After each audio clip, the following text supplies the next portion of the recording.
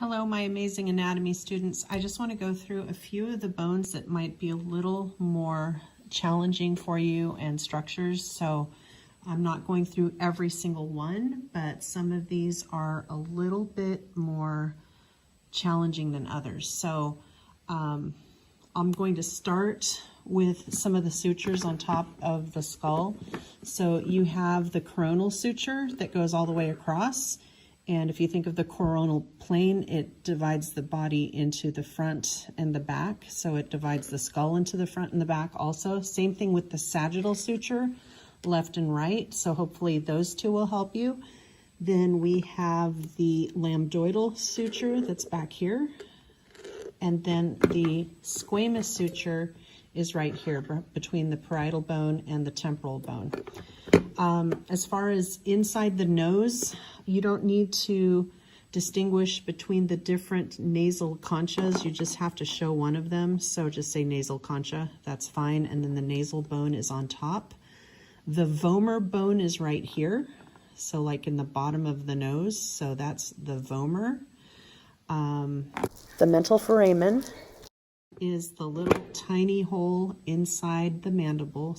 The optic foramen is going to be the hole in the back of the eye where the optic nerve would come through. Of course, the foramen magnum is in the bottom of the skull where the spinal cord comes through. And then the occipital condyle are these bumps on either side of the foramen magnum. So they're actually part of the occipital bone, but they're the bumps that would lie right on top of the first vertebra, which is the atlas. This is the mastoid process, so it's the big bump on the side of the skull. And then this is the styloid process, so it's pointy, it looks like a stylus pen. So that is one that you need to know. The palatine bone is actually in the back of the palate, so kind of like where your soft palate is, because up here, even though this is part of your palate, it is actually part of the maxilla. So this is the palatine bone in the backside, so that one's a little bit more difficult. Couple more. Inside the eye, this bone right here that looks kind of rectangular where you can see like the number 14 and the number 40, that's the lacrimal bone. And so it's kind of a tiny bone and there is a hole in it. I just bumped my camera, I'm sorry. That's where the tears go through. So that's the lacrimal bone. And then the bone behind it is the ethmoid. So the ethmoid is right here. The lacrimal is right here. And then another one that people get confused because it kind of has the oid ending. This is the sphenoid bone right here, right in front of the temporal. So you have the temporal bone on the side and the sphenoid bone is right there.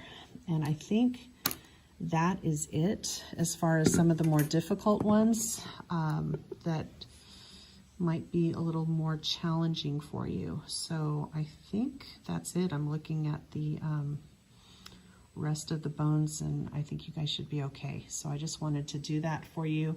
So you have one more little help to help you study for your quiz. Good luck, everyone. Hang in there. You have 3 friends here. Look at these 3 friends. They're all rooting for you. They all want you to do really well, except the guy in the middle lost his mandible. He lost it.